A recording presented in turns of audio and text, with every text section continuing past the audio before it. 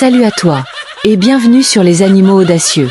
Aujourd'hui, on va passer un bon moment ensemble pour découvrir un animal qui est sans doute le plus proche de nous, sans qu'on s'en rende vraiment compte. Il est dans nos assiettes, dans nos dessins animés, nos proverbes, parfois même dans nos jardins. Mais malgré sa présence partout, est-ce qu'on le connaît vraiment? Je parle bien sûr du poulet. Et je t'assure, ce que tu vas apprendre aujourd'hui pourrait bien te faire voir cet animal d'un tout autre œil. Parce que derrière le poulet qu'on croit connaître, se cache un monde fascinant.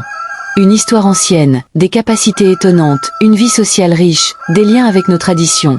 Et bien sûr, des réalités qu'on ne peut pas ignorer. Alors prends une boisson, installe-toi confortablement, et on part ensemble pour un long voyage. Tout ce qu'il faut savoir sur les poulets. Commençons par l'origine. D'où vient le poulet? Eh bien, il descend d'un oiseau sauvage, le coq banquiva, ou galu-galu. Cet oiseau vit encore aujourd'hui dans les forêts d'Asie du Sud-Est, comme en Inde, en Thaïlande ou en Indonésie. Le coq banquiva est un animal vif, agile, très méfiant. Rien à voir avec le gros poulet blanc de nos fermes modernes. Et pourtant, c'est son ancêtre. La domestication a commencé il y a plus de 8000 ans. À l'origine, ce n'était pas pour la viande ni les œufs. Non, les poules étaient souvent utilisées pour les rituels, les combats de coqs, ou comme symbole de divination. Dans certaines cultures, le chant du coq annonçait des présages. Il y avait un lien mystique avec cet animal. On pense même qu'en Égypte ancienne, le coq était vu comme l'animal qui chasse les ténèbres. Petit à petit, l'homme a commencé à les élever pour leurs œufs, puis pour leur chair. Et ils ont suivi l'humain dans ses voyages. Le poulet est devenu globe-trotter. Il a traversé les continents, Asie, Afrique, Europe, Amérique.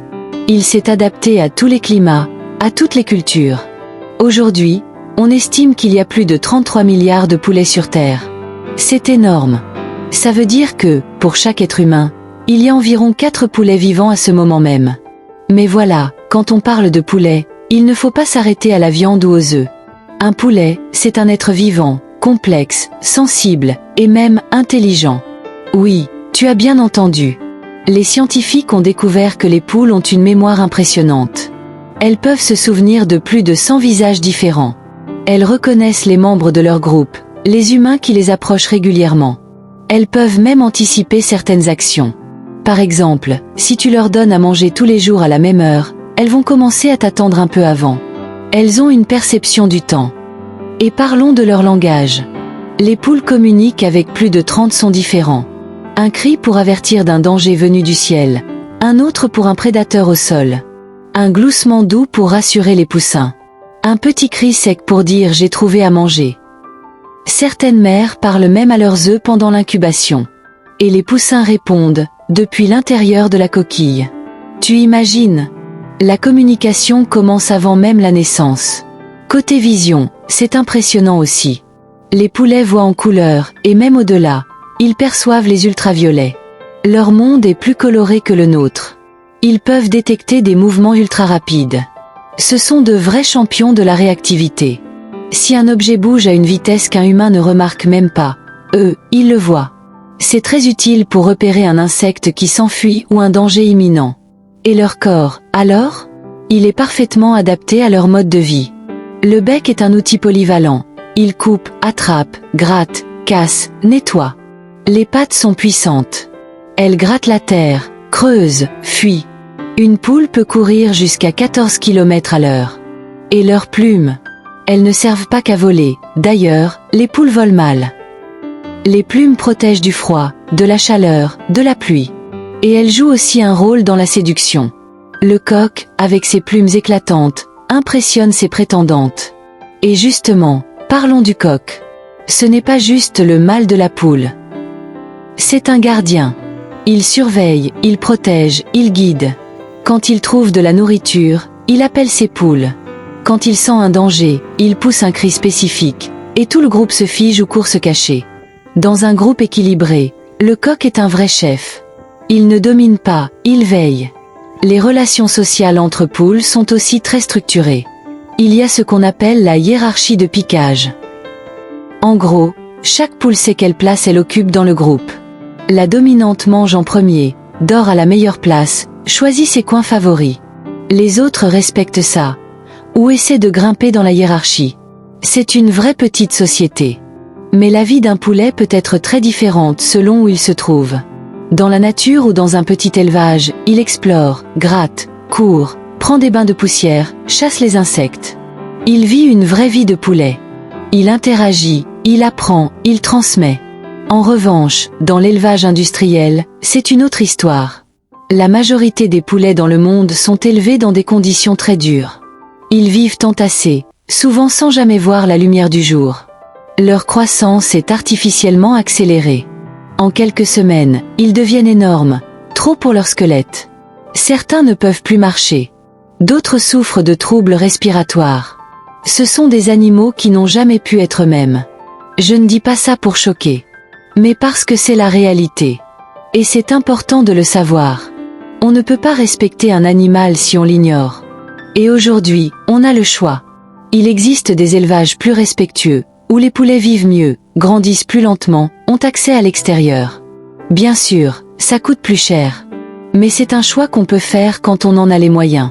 Et puis, il y a ceux qui choisissent d'avoir leur propre poule. C'est de plus en plus courant, même en ville. 1 ou 2 poules dans un jardin, c'est déjà une petite révolution. Elles mangent les restes de table, réduisent les déchets, grattent la terre, produisent un engrais naturel, et offrent des œufs frais, délicieux. Chaque jour. C'est aussi une façon de se reconnecter au vivant. Et ces poules-là, on apprend à les connaître. Chacune a son caractère. Certaines sont curieuses, d'autres méfiantes. Il y en a de câlines, d'indépendantes, de bruyantes. C'est comme dans une cour de récré. Et plus on les observe, plus on s'attache. D'ailleurs, tu savais qu'il existe des centaines de races de poulets?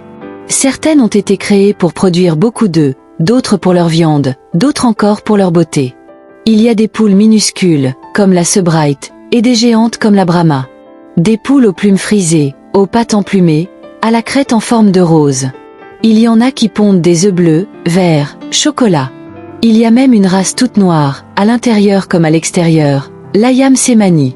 Et puis, dans certaines régions du monde, les poules font partie des traditions. En Afrique, elles sont offertes lors des cérémonies. Dans certaines cultures asiatiques, elles portent bonheur. Chez les Mayas, on utilisait leur sang pour les rituels. Le coq est aussi le symbole de la France. Bref, cet animal fait partie de notre patrimoine. Et tu veux un dernier petit fait étonnant? Une étude a montré que les poulets sont capables de faire des choix logiques. Par exemple, si tu leur présentes 2 boîtes, et que dans l'une il y a toujours plus de grains que dans l'autre, elles vont vite s'en rendre compte. Elles savent compter jusqu'à 5. Elles comprennent aussi les relations de cause à effet. C'est pas mal, non? Alors, qu'est-ce qu'on fait de tout ça? On peut simplement dire, c'est un animal fascinant. Un animal avec lequel on vit depuis des millénaires. Et pourtant, on a encore tant à apprendre de lui. Le poulet mérite mieux que d'être vu comme un simple produit. Il mérite notre curiosité, notre respect, notre bienveillance. Merci d'avoir passé tout ce temps avec moi. Si tu es encore là, c'est que le poulet t'a touché, intrigué, ou simplement intéressé. Et ça, c'est déjà un petit pas. N'oublie pas de t'abonner à la chaîne Les Animaux Audacieux, de liker, partager, et laisser un commentaire si tu veux discuter de ce qu'on vient de voir ensemble. Je te dis à très bientôt pour une nouvelle immersion dans le monde fascinant des animaux. D'ici là, prends soin de toi, et regarde les poules autrement.